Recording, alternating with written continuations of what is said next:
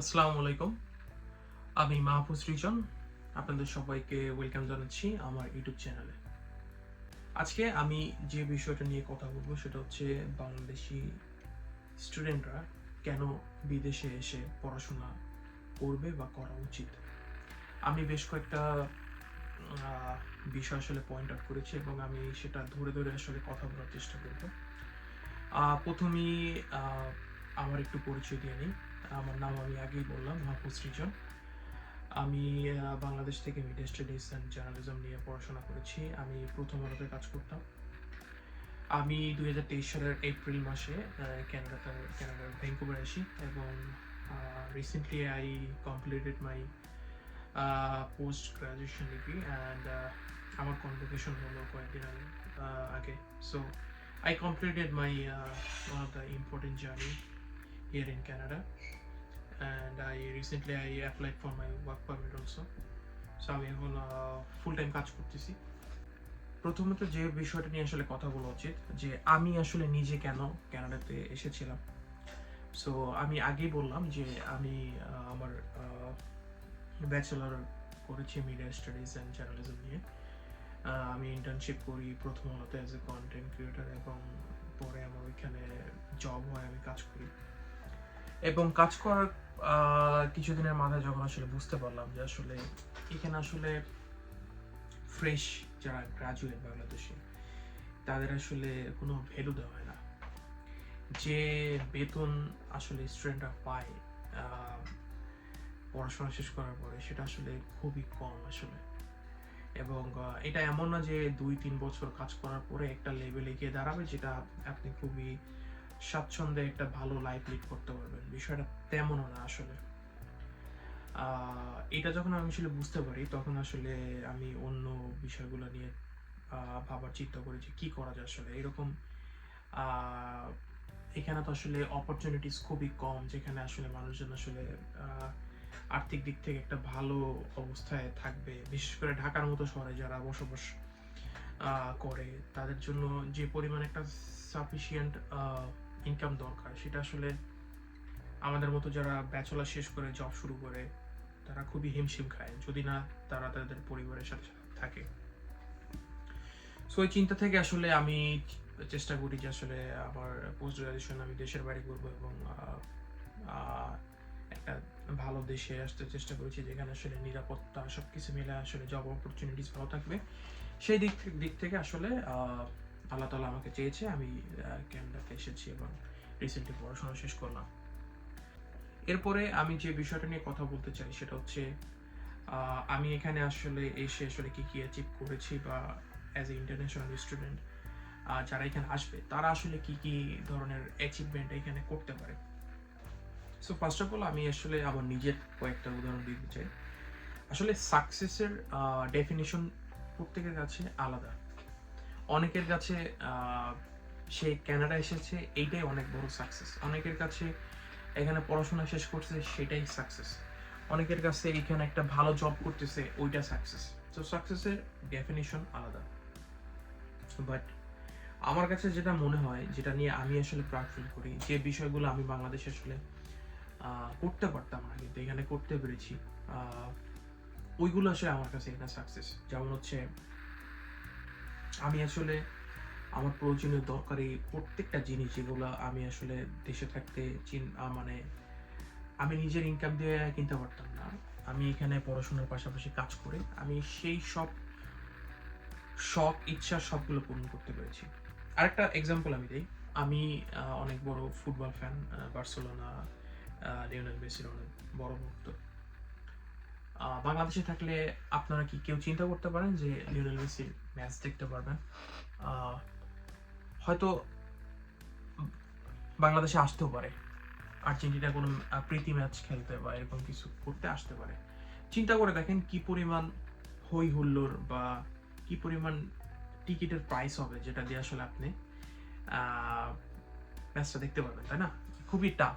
আমি recently Lionel মেসির match দেখলাম ভ্যাঙ্কুভারে বসে।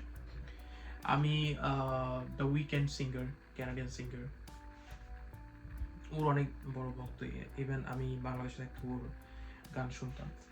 আমি ওর রিসেন্টলি লাইভ কনসার্ট দেখলাম। মাস 3 হলো আমি আমার নিজের প্রথম গাড়ি কিনলাম, নিজের উপার্জনের টাকা দিয়ে। সো আসলে এই বিষয়গুলো আসলে বাংলাদেশে থাকলে আসলে আমি পার্সোনালি করতে পারতাম না। আমি জানি অনেকে দেশের বাইরের অনেক বিষয় নিয়ে অনেক বাজে কথা বলে বা এই সেই। আসলে সবকিছু যে ভালো ব্যাপারটা এরকম না, এখানে অনেক আহ, কষ্টের বিষয়গুলো আছে, ওগুলো বলবো আমি। বাট আসলে আপনি যদি আসলে কষ্ট করেন এখানে আসলে যে বিষয়গুলো আসলে অ্যাচিভ করতে পারবেন, বাংলাদেশে থেকে আসলে সেটা অ্যাচিভ করা খুবই কঠিন। আসলে সৎ পথে থেকে, যেটা সত্যি কথা বলতে। সো সাকসেসের যে বিষয়টা বললাম যে আহ, এটা শুধু আমার ক্ষেত্রে না, আমার আশেপাশে আমার যারা ফ্রেন্ড আছে, আমার পরিচিত আছে, তারা সবাই সবার জায়গা থেকে কিছু না কিছু অর্জন করছে। বা এই যে একটা 2 বছর 3 বছরের পড়াশোনার যে জার্নি, এর পাশাপাশি কাজের যে একটা জার্নি, এর মধ্যে থেকে কিন্তু মানুষজন যে এই পরিশ্রমের যে একটা তাগিদ আহ, বা কাজের টাকা উপার্জনের যে একটা একটা চাহিদা বা সবকিছু, এইটা আসলে এখানে যে হাঙ্গারটা, এটা একটু অন্যরকম। এটা দেশে থাকলে আসলে হয় না। এটা শুধু কানাডার ক্ষেত্রে না, এটা যারা ইংল্যান্ডে আছে, আমেরিকা আছে, অন্য দেশে আছে, আমি বলবো সবার ক্ষেত্রে এটা সেম হয়। এবং আরেকটা যে বিষয়টা, সেটা হচ্ছে বাংলাদেশের যে কারেন্ট সিচুয়েশন আপনি দেখতেছেন গত 1 বছর ধরে পলিটিক্যাল যে ঝামেলা, আসলে এর আসলে কোনো শেষ আছে কিনা আসলে আমরা কেউ জানি না। কোনো আমাদের, আমি এমন কোনো দিন দেখতে পাই না যেখানে আমি ফেসবুকে ঢুকলে দিই না নতুন কোনো আন্দোলন বা এরকম কিছু হচ্ছে না। এবং রিসেন্টলি যেটা আমাকে সব থেকে বেশি কষ্ট দিয়েছে সেটা হচ্ছে স্কুলে যে বিমান বিধ্বস্ত হওয়ার যে বিষয়টা। আপনি চিন্তা করেন, একটা স্কুলে বাচ্চারা যদি নিরাপদ না থাকে, বাচ্চারা নিরাপদ কোথায় থাকবে, তাই না?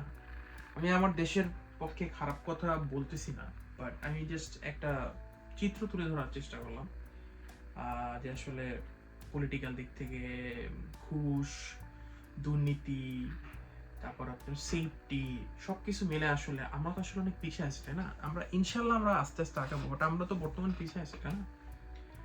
সো আপনার কাছে যদি, আমার ফাইনাল মেসেজ এইটাই যে আসলে আপনার কাছে যদি অপরচুনিটিস থাকে, আপনি যদি ক্যাপাবল হন, আপনার কাছে যদি ফান্ডিং থাকে, তাহলে অবশ্যই আপনার দেশের বাইরে পড়াশোনা করতে আসা উচিত। সেটা কানাডাতে হোক, ইউরোপের কোনো দেশে হোক, অস্ট্রেলিয়াতে হোক, ইংল্যান্ডে হোক, আমেরিকা, যেখানে হোক। আমার আসলে, আমি যে জায়গাগুলো না বললাম, প্রত্যেকটা জায়গাতেই আমার আসলে পরিচিত মানুষজন আছে। অস্ট্রেলিয়াতে একটা খুব ক্লোজ ফ্রেন্ড আছে, আমেরিকাতে আছে, ইংল্যান্ডে আছে, জার্মানিতে আমার কাজিন থাকে। সো সবার সাথেই আমার বিভিন্ন সময় অনেক আলোচনা হয়, এবং আমি আমার জানা মতে যারাই দেশের বাইরে আমার পরিচিত আছে, তারা খুব ভালো আছে, পরিশ্রম করতেছে। হ্যাঁ, ফ্যামিলি থেকে দূরে থাকে, অনেক খারাপ লাগার বিষয় আছে, কিন্তু তারা আবার পরিবারকে অনেক কিছু দিতেও পারতেছে। দেশের বাইরে আছে বিদায়ী যে উপার্জনটা করতেছে, যে আয় রোজগার যেটাই করতেছে হালাল ভাবে, সেটা দিয়ে আসলে তারা আবার তাদের পরিবারের জন্য টাকা পাঠাচ্ছে।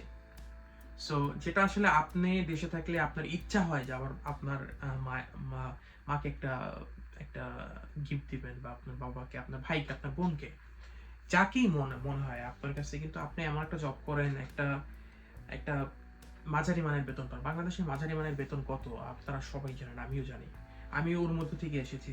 তো সেখান থেকে আসলে অনেক কিছু আমাদের শখ হয়, আহ্লাদ হয়, কিন্তু আমরা সেটা করতে পারি না। বাট এখানে এসে সেটা করতে পারবেন। এবং আই বিলিভ যারা এখানে আসলে পরিশ্রম করছে তারা সবাই ভালো আছে। যেটা আমি বললাম, পরিবার থেকে দূরে থাকার একটা কষ্ট আছে, বাট ওভারঅল আপনি যদি বলেন এখানে আসলে, এখানেও আপনার একটা আসলে আলাদা একটা জগৎ হয়ে যাবে। এখানে আমার পরিবার হয়ে যাবে, আপনার একটা আলাদা সার্কেল হয়ে যাবে।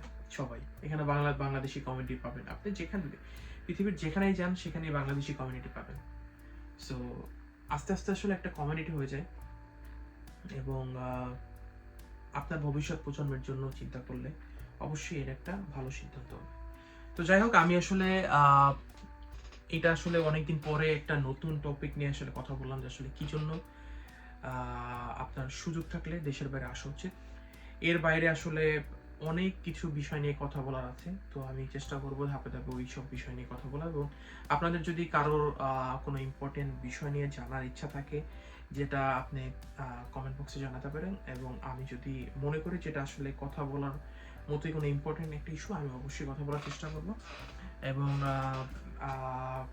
from now on I will try to make videos at least every 2 week once, অন্তত মাসে একটা ভিডিও দেওয়ার চেষ্টা করব, এবং বিভিন্ন বিষয় নিয়ে কথা বলার চেষ্টা করব। ধন্যবাদ সবাইকে। আসসালামু আলাইকুম।